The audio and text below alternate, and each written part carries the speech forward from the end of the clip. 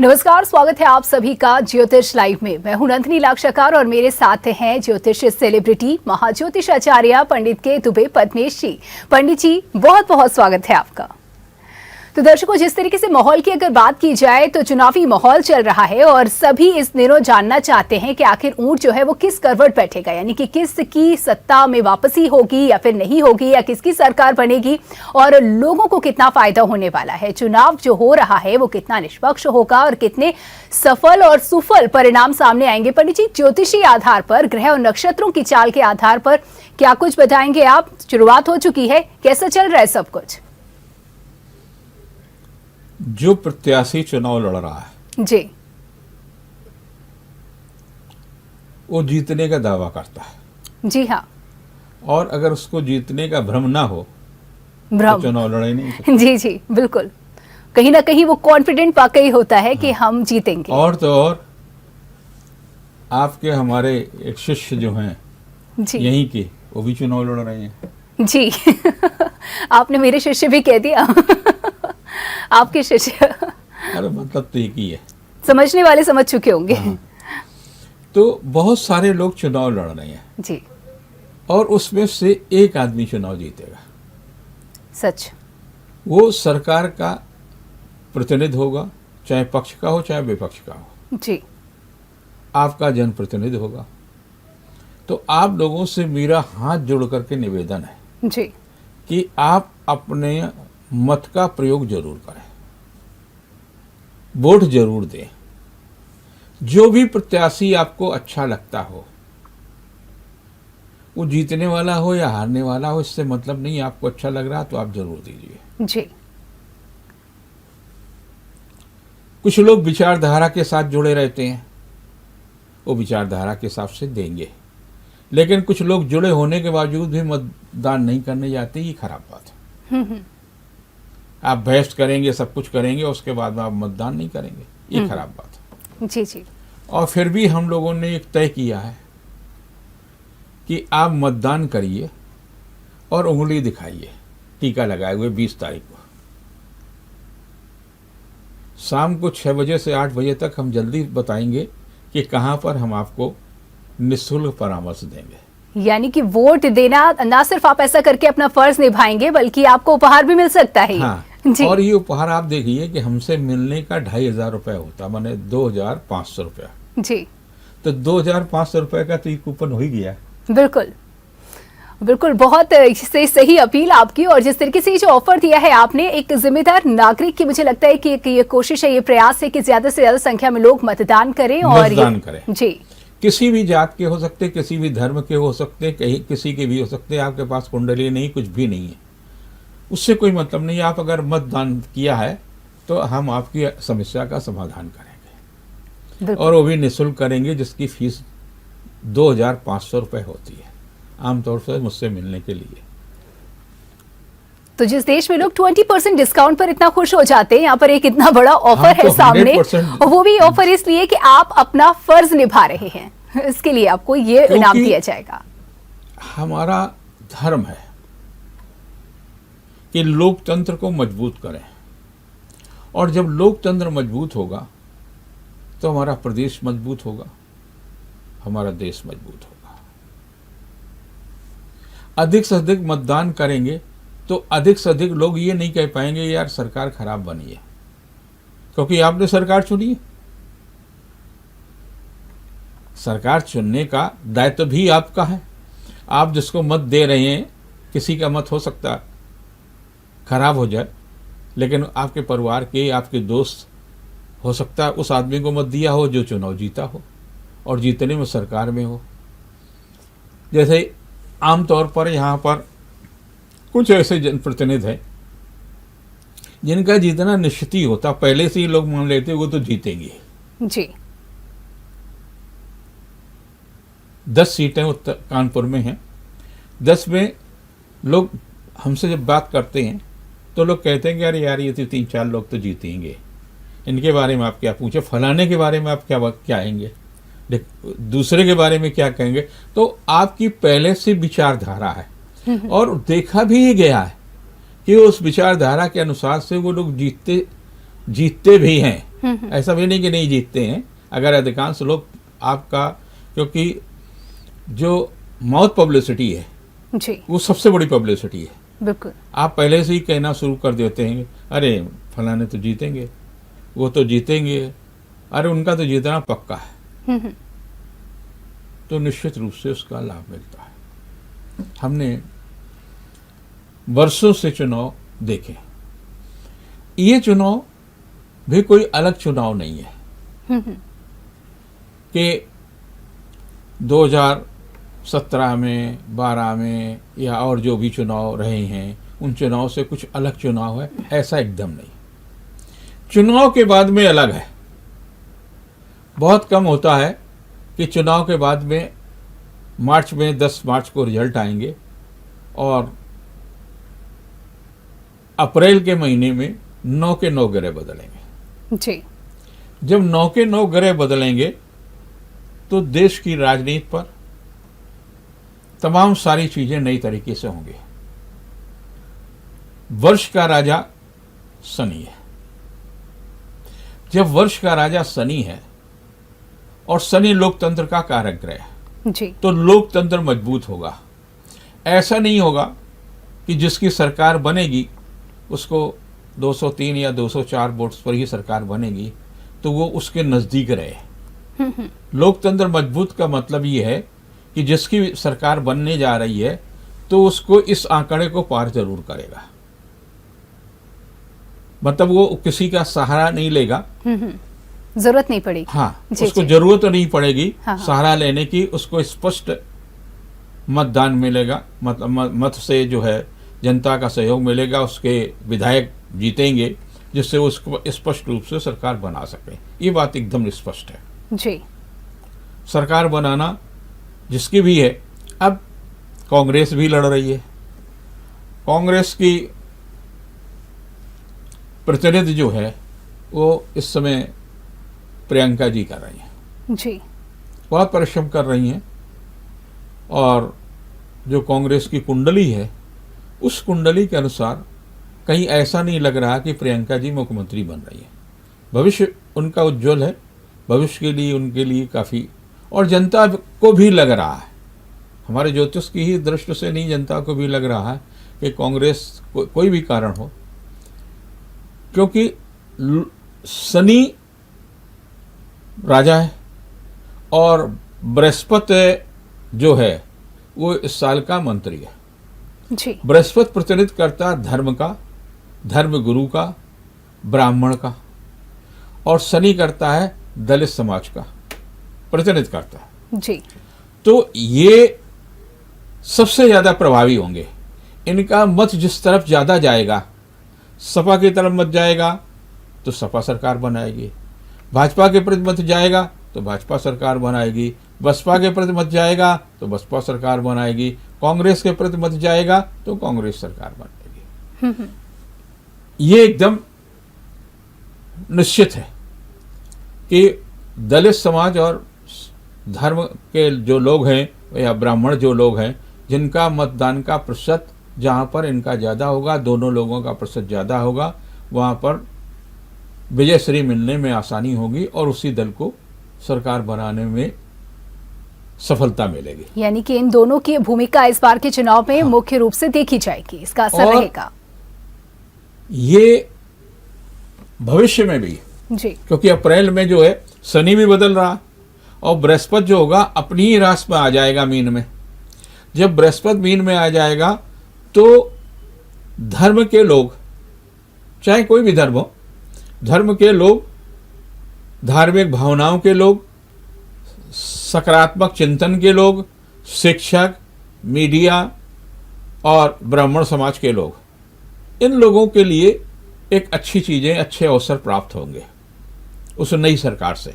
जी और दलित समाज की जो उपेक्षा है, कई बार उनको अच्छा भी लाभ मिला, कई बार नहीं मिला, लेकिन दलित समाज के तमाम सारे लोग, राजनेता मुखर होकर के सत्ता के नजदीक होंगे और काफी महत्वपूर्ण भूमिका का निर्वाह कर रहे होंगे। और उसमें अधिकारी भी हो सकते हैं दलित समाज के, और पूर्व राजनायक भी हो सकते हैं, कुछ भी हो सकते हैं। यानी दलित समाज का भी काफी अहम रोल इस इलेक्शन में होगा और उनको अच्छा सा प्रतिनिधि भी मिलेगा। जी जी। तो जो कुछ चुनाव के परिणाम बहुत अच्छे होंगे, लग रहा होगा कि अरे इनका तो कोई हरा ही नहीं सकता है, मालूम हुआ वो चुनाव खुद हार गए। ऐसा भी हो सकता है। ऐसा भी होगा। जी जी। कुछ चुनाव के परिणाम कुछ आश्चर्यजनक भी होंगे, क्योंकि राहु और केतु, राहु राजनीति का कारक ग्रह है और राहु जो है 12 अप्रैल को मेष में जाएगा, तो उससे पहले जो है कुछ न कुछ उसका असर देखने को मिलता है। और जब राजनीति का कारक ग्रह ही बदल रहा है, मेष में आ रहा है, तो कहीं न कहीं कुछ न कुछ जो है आश्चर्यजनक परिणाम देगा। जी ये बिल्कुल। तो परिणाम आश्चर्यजनक होंगे, चुनाव रोचक होगा। और बात अगर की जाए जनता के हित की, जिसके दावे हर दल के जो दावेदार हैं, हर प्रत्याशी करता है और हर विधायक करता है और पार्टी करती है, क्या लगता है हित जनता का कुल मिलाकर के सामने आएगा या फिर नहीं? जनता का कारक है चंद्रमा जी। और चंद्रमा 30 घंटे में बदल जाता। जी हाँ। तो जनता कभी भी अपने आप को स्थिर नहीं रखती। और जब भी जनता स्थिर हुई तो क्रांतिकारी परिवर्तन हुआ। जी। महात्मा गांधी जी के साथ में जनता थी और महात्मा गांधी ने देश की स्वतंत्रता में जिस तरह का योगदान दिया, ये आप देखिए। बिल्कुल, आज तक वो किंवदंतियां हैं, वो कहानियां हमारे सामने हैं। दूसरी बात, 1976 और के आसपास जब इमरजेंसी से पहले का जो वातावरण था, तो जयप्रकाश नारायण जी ने सत्ता परिवर्तन का आंदोलन चलाया और जनता उनके साथ एकदम खड़ी हो गई और उन्होंने सत्ता बदल दी। 1977 का जब चुनाव हुआ तो कोई ये नहीं सोच सकता था कि प्रधानमंत्री श्रीमती इंदिरा गांधी चुनाव हार सकती है। जी जी बिल्कुल। चुनाव नहीं हार सकती थी, 80 सीटें होती थी उत्तर प्रदेश में, 80 की 80 सीटें हार गई। बड़ी बात। बड़ी बात। जी जी।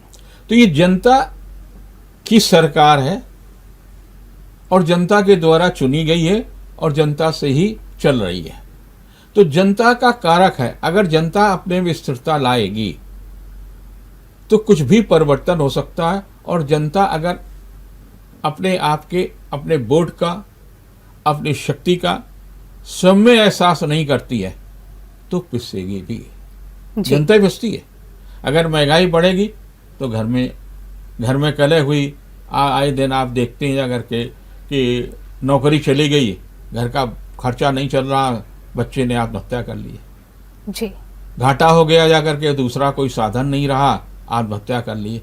घर में कलह हुई जाकर के, बच्चों के लिए पढ़ाई नहीं हो पा रही, कुछ भी नहीं हो गई, आत्महत्या कर ली। एक मूल्यवान जीवन जो जनता का है वो क्षण भर में समाप्त हो जाता है आर्थिक कारणों से, क्योंकि आप खुद स्थिर नहीं रहे, न मानसिक रूप से स्थिर रहे, न परिवार आपके साथ खड़ा हो पाया, न आप खुद खड़े हो पाए अपने साथ, न आप परिवार को बचा पाए, न आप अपने आप को बचा पाए, न अपने व्यवसाय को बचा पाए। तो उसके लिए आपको स्थिरता लानी होगी, मन की स्थिरता। जब मन आपका हार जाता है तो आप ऋणात्मक चिंतन करने लगते हो और ऋणात्मक चिंतन से दिशा ही आपकी बिगड़ जाती है। तो इस कारण से जनता का कारक, तो जनता के लिए जनता को खुद को खड़ा होना चाहिए और जनता को ऐसा करिश्मा करना चाहिए कि किसी भी दल को, मैं व्यक्तिगत रूप से किसी भी दल का आज तक 76 साल की उम्र तक किसी का भी सदस्य नहीं हूं जी। तो ये सोचना जोशी हूं, जोशी रहना चाहता हूं। अनेक बार अवसर ऐसे आए जब मुझसे कहा गया कि आप राजनीति में आ जाइए, आपके साथ ऐसा हो जाएगा। मेरी कोई रुचि कभी नहीं रही है, लेकिन अगले जन्म में भी जोशी ही होना चाहता, क्योंकि उसमें एक दिन में आप जब एक कुंडली देखते हैं तो एक किताब आप पढ़ लेते हैं, पूरी जिंदगी उसके सामने ही होती है। उसको आप दिशा दे सकते हैं, उसको आप, उसके निर्माण की दिशा में आपका महत्वपूर्ण योगदान होता है। तमाम सारी चीजें आपके लिए बहुत महत्वपूर्ण होती है।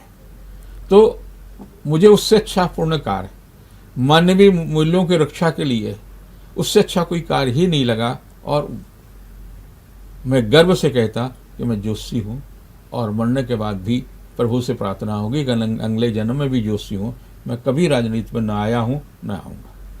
अपने काम से इतना प्रेम निश्चित तौर पर बहुत सारे लोगों के लिए प्रेरणा का स्रोत होगा। किस तरीके से अपने काम से प्रेम किया जाएगा, इसे भी क्या कह सकते हैं कि मन की स्थिरता है, चंद्रमा का प्रभाव कह सकते हैं। अगर बात की जाए तारीखों की जिस दौरान मतदान होना है, तो जनता का जो मन स्थिति है वो कैसी रहेगी, जो नक्षत्र हैं, जो चंद्रमा की स्थिति है वो क्या बताती है पंडित जी? चंद्रमा हर 30 घंटे में बदलता जी, तो चंद्रमा हर जगह बदलेगा। जो पहले चरण का चुनाव, दूसरे चरण का चुनाव, तीसरे चरण का चुनाव अलग अलग, उस समय क्या है कि जो लोग चुनाव लड़ रहे हैं उनकी कुंडली में अगर चंद्रमा गोचर में छठे, आठवें, चौथे है तो उनको मत कम मिलेगा। और जिसके नवे हैं, जिस प्रत्याशी के पांचवें हैं, उसी राशि में है, उसको मत अधिक मिलेगा जनता का। वो चाहे उससे पहले उस पार्टी को गाली दे रहा हो जी, चाहे उससे कुछ भी कर रहा हो, लेकिन मतदान में उसका रोल अचानक बदलेगा। देने किसी को जा रहा, बटन किसी में दबाया है, ये भी होगा जी, क्योंकि चंद्रमा है ना, तो चंद्रमा मतदान के समय भी आप पर प्रभावित करेगा। आपका मान लीजिए 10 अंश का चंद्रमा है और उस दिन 10 अंश का चंद्रमा है और जिसको आप मतदान देना नहीं चाहते हैं उसका भी 10 अंश का चंद्रमा है, तो आप उसी को मतदान दे आए जिसको देना नहीं चाहते थे। विचित्र है एकदम। जी, और उसी विचित्र में जो है मालूम होता किसी पार्टी को 300 सीटें मिल गई जी, वो भी प्रत्याशी। जहां हमने पिछले पार्लियामेंट का चुनाव था तो गुवाहाटी में ज्योतिष सम्मेलन किया। गुवाहाटी में ज्योतिष सम्मेलन किया, देश भर के तमाम ज्योतिषी पहुंचे।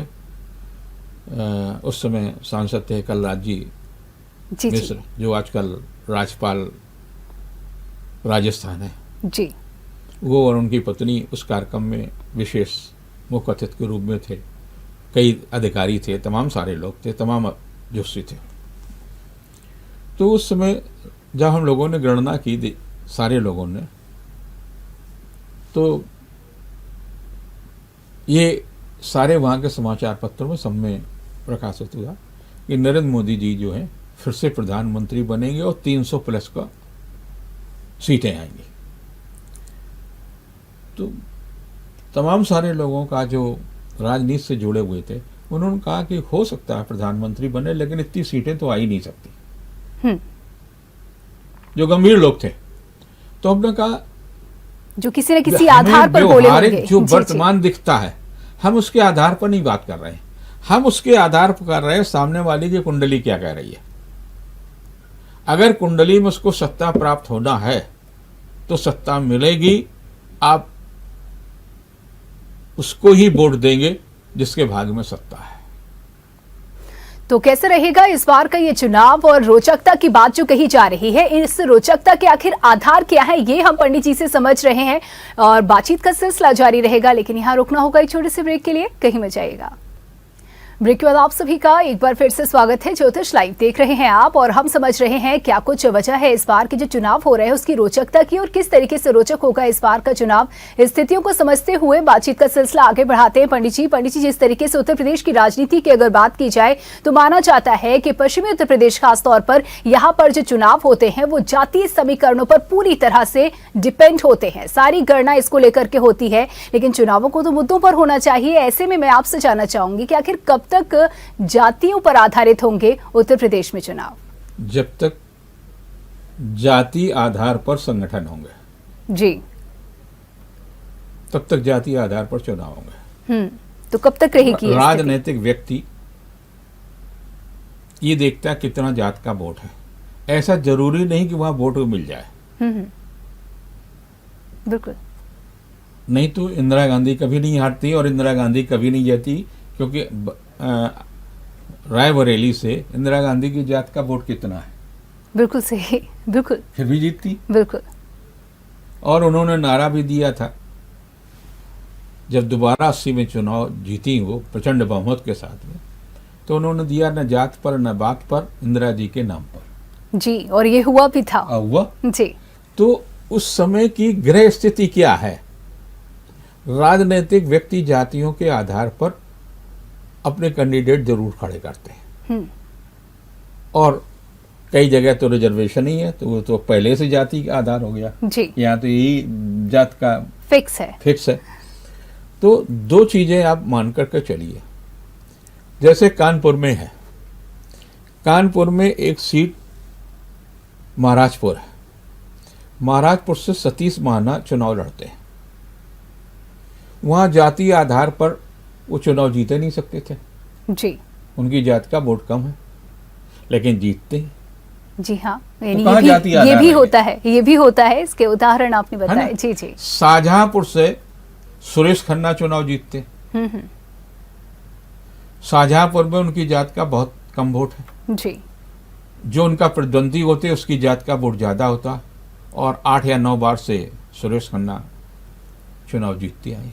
जी। तो कहाँ ऐसा नहीं है। अगर आप काम के साथ जुड़े हुए हैं, आम जनता को उपलब्ध हैं, आम जनता के सुख और दुख के साथ, क्योंकि कारक कौन है? जनता, जात नहीं कारक है। जात तो जहां अशिक्षा का ज्यादा बड़ा, ऐसा नहीं है, शिक्षित लोग भी कई बार प्रभाव में आ जाते हैं, कई लोग अशिक्षित भी नहीं आते हैं, तो कई मुद्दे तमाम सारे समय के हिसाब से टूटते चले जाते हैं और अलग अलग। लेकिन ये जरूर है, जातियों का असर जरूर होता है, और जातियों का आधार पर ही होता है कि यहाँ भाई ब्राह्मण बाहुल है तो ब्राह्मण वोट देगा। भाई अजय कपूर 2 या 3 बार संभवतः चुनाव जीते वहाँ से गोविंद किदोई नगर से। जी जी। तो वहाँ तो उनकी जात का उतना वोट नहीं है, वहाँ तो ब्राह्मण बाहुल जाति का रहा। बालचंद जी भी जीते हैं, महेश त्रिवेदी जी भी जीते हैं। तो जब ब्राह्मण वोट ज्यादा है तो दूसरा जीतना ही नहीं चाहिए था। जी, तो ऐसा नहीं। जी जी। तो इन उदाहरण से हम उम्मीद कर सकते हैं कि आने कि वाले समय जाति में आधार नहीं है, लेकिन कहीं न कहीं जब आपकी जात पर चोट होती है, जी, आप विधायक किसी जात का है और उसने दूसरी जात का अपमान किया, तब चुनाव में आकर के प्रतिशोध के रूप में वो वोट बदल जाता। ऐसा नहीं कि ऐसा नहीं होता, होता भी है। हम कई चुनाव में कई लोगों के जो हमारे नजदीक के लोग हैं वहां गए हैं, फिर उनको हमने समझाया, हमने परिस्थितियों बस ऐसा रहा होगा, ये ऐसा नहीं है। लेकिन लोग जिसका अपमान हुआ है वो तो भाई अपमान उसका घूंट पीता है। जी, तो तब ऐसा होता भी है। माना जाता है कि इंसान की उम्र से भी लंबी होती है उसकी छवि की उम्र। जो छवि एक बार बन जाती है उसका बदलना बहुत मुश्किल हो जाता है। और ऐसे में आपसे जानना चाहूंगी पंडित जी, जो हमारे नेता हैं, जिस छवि के साथ वो लोगों में जाने जाते हैं, अगर नकारात्मक छवि को ध्यान में रखते हुए मैं खास तौर पर कह रही हूँ, तो कितना नुकसान इस चुनाव में उन्हें हो सकता है, या इस पर पार पाने पे वो सफल होंगे? पहले चुनाव कई बागियों के साथ, यानी जो डकैत क्षेत्र थे, बागी क्षेत्र थे जी, उनका भय था, और बटन के माध्यम से नहीं, ऐसे बैलेट पर ही ठप्पे लगा करके वोट डर पड़ जाते थे। जी हाँ, तो वोट ही नहीं डालने गए ना। बिल्कुल। तो उसमें तो प्रशासन की कमजोरी रही ना, कि प्रशासन ने वहां वोट डलवा ही नहीं पाए, और जब वोट नहीं डलवा पाए तो जिसने वोट डाले तो उसकी ऋणात्मक छवि भी काम करती है। जी, तो अगर बात की जाए, जिस तरीके से ये माना जाता है कि जब बहुमत बढ़ता है, यानी कि बहुत संख्या में लोग जब घरों से निकलते हैं मतदान के लिए, तो माना जाता है कि सत्ता परिवर्तन होना तय होता है। इस तरीके के दावे लगातार विपक्ष इस तरीके की बातें करता है, जो सत्ता में है उसको डराने के लिए या अपने लिए पॉजिटिव बात करते हुए प्रसारित करने के लिए। आपका क्या मानना है? एक बात आपको बता दें जी, कि जो आदमी चुनाव का नेतृत्व करता है, अगर वो आपका मनोबल बढ़ाएगा नहीं है तो आप चुनाव लड़ कैसे पाएंगे? वो जानता है कि बिल्कुल हार जाएंगे, जमानत भी जब्त होगी। जी जी, बिल्कुल। तब भी उससे कहते हैं कि नहीं, कई जगह से तो तुम्हारी अच्छी रिपोर्ट है, और थोड़ी सी मेहनत अगर कर लेते हो तो तुम्हारा चुनाव निकल जाएगा। और सरकार तो हम ही बना रहे हैं, इसमें तो कोई दिक्कत ही नहीं है। तो ये तो मनोबल बढ़ाने के लिए नेतृत्व का जो लीडरशिप है उसका एक धर्म है कि आपका मनोबल न गिरने दे, और जब मनोबल नहीं गिरेगा तभी तो ये बात कहेगा कि वोट ज़्यादा पड़ेगा। ऐसा हमेशा नहीं होता है कि ज़्यादा वोट पड़ेगा तो सत्ता बदल जाएगी। ऐसे तो तमाम सारे टुटके हैं कि फलाने शहर अगर मुख्यमंत्री गया तो वो नहीं आया, लेकिन अपवाद भी हुए जी। कई लोगों कहते हैं कि जहाँ कुछ विशेष काम हुआ, अब जैसे भोपाल में जब 77 का चुनाव हुआ था तो भोपाल को भोपाल बनाने वाले माननीय डॉक्टर शंकर दयाल शर्मा थे। उन्होंने एक छोटी सी तहसील को इतना बड़ा देश का महानगर बना दिया था, बिल्कुल। और उसके बावजूद वो चुनाव हार गए थे। जी, तो मतलब बेहतर करने की बात थी। हारने में तत्कालीन परिस्थितियां और ग्रह स्थितियां बहुत अर्थ रखती हैं। जी, तो आपने जिस तरीके से उदाहरण दिया पंडित जी, अगर बात की जाए कुछ जो पॉपुलर चेहरे हैं, बात योगी आदित्यनाथ जी की कर ली जाए या फिर अखिलेश यादव जी की, कुछ ऐसे बड़े नेता जिनकी कुछ स्थितियों को लेकर के आप हमारे दर्शकों से साझा कर सकें, क्योंकि सभी की निगाहें इन पर टिकी हैं। देखिए, बड़े नेता जी, आदमी को लगता है कि अगर हमारे घर में, हमारे मोहल्ले में पड़ोसी, हम एक छोटा सा उदाहरण दें। जी, जब मैं रतन नगर में आया था तो आसपास के घरों में लोग लिख करके भेज देते थे, पद्मेश जी के घर के सामने, भले ही मेरा घर से 2 फरलांग दूर उनका घर हो, सामान हमारे घर पर आता था। जी, तो एक आध बार तो मुझे धोखा हुआ कि पत्नी ने तो नहीं मंगाया। तो हमने उससे पूछा, फिर उससे पूछा कि भैया नाम तो ये है। तो उसको अब आए दिन कोई न कोई राजनेता, कोई न कोई मंत्री, कोई न कोई कुछ न कुछ आते रहे, तो हमारे घर के आसपास की सड़क और तमाम सारी चीज़ें बनती रहती। तो इसी प्रकार से जब राजनेता आपके आसपास रहता है तो मूलभूत सुविधाओं में वृद्धि अपने आप स्वतः ही हो जाती है। जी, सुरक्षा भी बढ़ जाती है, डेवलपमेंट होना शुरू हो जाता है। हाँ, जी, हो जाता है। जी, जी, हम तो राजनीति में नहीं है, लेकिन चूंकि राजनेता आते हैं, जी, अधिकारी आते हैं, तमाम महत्वपूर्ण और व्यक्ति आते हैं, लोकप्रियता भी तो बढ़नी उस कारण चाहिए। से जी, वो जी, तमाम सारी सुविधाएं उन लोगों को मिल जाती है। जी, तो ये तो अच्छी बात है, और मेरा ख्याल से दोनों लोगों को विजयी होना चाहिए। तो दोनों ही लोगों को विजयी होना चाहिए। देखिए, सभी की निगाहें इस पर है। अगर बात की जाए अब और क्या कुछ खास इस बार के चुनाव में होने वाला है? इस बार के चुनाव में देखिए, आपने देखा होगा कई सांसद चुनाव लड़ रहे हैं, जी, कई एमएलसी चुनाव लड़ रहे हैं। अगर वो चुनाव जीतेंगे तो एक पद छोड़ना पड़ेगा, बिल्कुल, जो नियम है। जी, है ना? जी, तो एक छोड़ना पड़ेगा, तो एक व्यक्ति को और मौका मिलेगा कि एमएलसी बने। एक व्यक्ति का राजनीतिक भविष्य और अप्रैल में ठीक हो जाएगा। ऐसे कम से कम तमाम सारे चेहरे होंगे जिनको नई उपलब्धियां मिलेंगी, और इसीलिए पार्टी अपने पत्ते नहीं खोलती। पार्टी नेता हर एक को कहता कि ठीक है, तुम्हें विधानसभा का टिकट नहीं मिला, तब एमएलसी तो है। जी, जी, बिल्कुल, मतलब अभी तुम भागो नहीं, हाँ, हाँ, डरने की जरूरत नहीं है। डरने की जरूरत नहीं है। देखिए, बात तो कर ली हमने यहाँ पर जनप्रतिनिधियों की, नेताओं की, बात हमने की जनता की। अब अगर बात की जाए उनकी, यानी कि चुनाव आयोग जो प्रशासनिक स्तर पर तैयारी करवा रहा है पूरी, जिस तरह पर बहुत बड़ा दारोमदार है, बड़ी जिम्मेदारी है, उसका कितना रोल है यहाँ पर? ग्रह नक्षत्रों का क्या कुछ प्रभाव इस डिपार्टमेंट पर पड़ता है? जो चुनाव आयोग है वो महत्वपूर्ण भूमिका निर्वाह करता है। बिल्कुल, यूँ समझिए, जहाँ जिस प्रदेश में चुनाव होता है उस सरकार चुनाव आयोग होती है, जिसको चाहे उसका ट्रांसफर कर दे, जहाँ भी उसको शिकायत लगे उसको बदल दे। और अब की पहले से ज़्यादा कड़ी व्यवस्थाएं भी हो रही हैं। आए दिन आप देख रहे होंगे, इतना रुपया फलानी जगह पकड़ा गया, आई इतना रुपया यहाँ पकड़ा गया। तो पहले से बेहतर सख्ती हो रही है। दूसरी बात ये कि आयोग जो काम कर रहा है वो बड़ा मजबूत काम कर रहा है। अभी कई दिन पहले दुर्गा प्रसाद विद्यानिकेतन गुजैनी में, चूँकि मैं उसका चेयरमैन भी हूँ, जी, तो जिला प्रशासन ने कहा कि हमें आपके विद्यालय में फोर्स को ठहराना, तो हर साल हर चुनाव में ठहरती, इस बार भी ठहरेगी।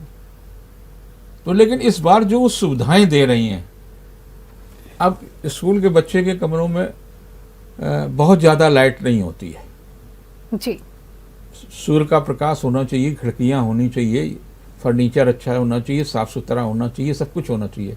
लेकिन उन्होंने अलग से लाइटों का भी कहा कि नई लाइटें भी लगवाइए, तो हम लोगों ने लाइटें लगवाई। कुछ हमारे बाथरूम हैं जितने ज़रूरत भर के, लेकिन वो कुछ बाथरूम अपने टेम्परेरी भी बना रहे हैं कि ताकि किसी को देर ना हो जाए, समय पर ही पहुंच सके। समय हमारी बसें भी सारी उन्होंने जो हर चुनाव में लेते हैं, तो अब की उन्होंने क्या किया, एक एक स्थान का, एक एक चीज़ का हर आदमी को जिम्मेदारी सौंपी है। तो कहीं मुझे नहीं लगता कहीं भी अशांतिपूर्ण वातावरण, छुटमुट तो कुछ सिरफेरे तो होते हैं जी जी, तो उनको क्या करोगे। बिल्कुल। तो ये कुछ तत्व तो होते हैं, लेकिन बेहतर ये है कि हम बेहतर तरीके से काम कर रहे हैं, स्थितियां पहले से बेहतर हैं। लेकिन अगर बात की जाए भारत की लोकतंत्र के, हम जिस तरीके से हम पर जिम्मेदारी है, लोकतांत्रिक देश है भारत, यहाँ पर पंडित जी आखिरी सवाल यही आपसे करना चाहूंगी कि हम कितने मैच्योर हुए हैं अब तक बतौर एक लोकतंत्र के नागरिक होने के नाते, और कितनी अपनी जिम्मेदारी को समझते हैं, और क्या कुछ आगे आप बेहतर करने के लिए प्रयास किए जाने की जरूरत समझते हैं। जब मैंने पहली बार वोट डाला था और अब की तो अनेक बार वोट डाल चुका हूं, बहुत बड़ा परिवर्तन है जी। अब आपको समझाने की जरूरत नहीं किसी को कि आप किसको वोट डालने जा रहे हैं, आपको तय है। पहले लोग क्या, जिसकी बैलगाड़ी पे जा रहे हैं, आपका मन है नहीं है, तो वो जो जिसका प्रभाव होता था उसके प्रभाव से आप वोट डालते थे जी। जैसे जैसे शिक्षा का प्रसार बढ़ेगा, जैसे जैसे शिक्षित व्यक्ति होगा, समझदार व्यक्ति होगा, वो अपना लाभ और हानि खुद सोचने लगता है। कुछ भी कहे लेकिन करता वही है जो, और तो और आज आप देखिए कई परिवार जो राजनीति में हैं, पति पत्नी भाई बहन अलग अलग अपनी महत्वाकांक्षाओं को पूर्ति करने के लिए पल भर में बिखराव में आ गए हैं, बिल्कुल, और उनके खिलाफ खुल करके प्रचार भी कर रही हैं। चाहे किसी भी पार्टी में, चाहे कहीं भी अगर व्यक्ति है तो व्यक्ति के मन में लालसा है, और लालसा होने के कारण से वो स्वतंत्र है कि किसी भी दल में जाए। कहीं बेटी चुनाव लड़ रही, कहीं उसका पिता चुनाव लड़ रहा है, एक दल से बेटी लड़ रही है, कहीं भतीजी चुनाव लड़ रही है, कहीं बहू चुनाव लड़ रही है, वो दल दूसरा है, ये दल दूसरा है। तो लोकतंत्र में ये स्वतंत्रता है, और उस स्वतंत्रता का वैमनस्यता नहीं रखना चाहिए। अगर आपके पास आशीर्वाद लेने के लिए आए तो आपको आशीर्वाद भी देना चाहिए, विजयी भव। जी, तो ये बड़ा ही सकारात्मक आपने एक तरीके से संदेश दिया कि किस तरीके से अगर आपके मन का भी नहीं है, अगर आप जो परिवार का सदस्य है वो अपनी राह उसने पकड़ी है, तो पॉजिटिव एनर्जी रखे। और जिस तरीके से आपने कहा कि आशीर्वाद दे, चलते चलते क्या कुछ सलाह हमारे दर्शकों को। फिर से अपने मन का अपनी सरकार बनाने के लिए भय रहित होकर के मतदान अवश्य करिए। आपके उंगली में मत का निशान होगा। हम आपको 20 तारीख को ही आपकी कुंडली देखेंगे, जिसका न्यूनतम शुल्क 2500 रुपये होता है जी। वो आपको निःशुल्क देखी जाएगी, जगह बता दी जाएगी कहाँ आना। बिल्कुल, तो फिर से कहा है, यानी कि बात पक्की है। बहुत बहुत धन्यवाद पंडित जी इन तमाम जानकारियों के लिए। इसी के साथ ही ज्योतिष लाइव में इतना ही। जेएमटी की ओर से आप सभी से अपील कि मतदान जरूर करें। नमस्कार। अगर आपको हमारा वीडियो पसंद आया हो तो हमें लाइक करें, सब्सक्राइब करें और ज्यादा से ज्यादा शेयर करें, और हाँ, बेल आइकॉन दबाना ना भूलें ताकि हर खबर का अपडेट आप तक पहुंचे तुरंत। आप हमें इंस्टा, ट्विटर और फेसबुक पर भी फॉलो कर सकते हैं। हमारी आईडी है @JMT News।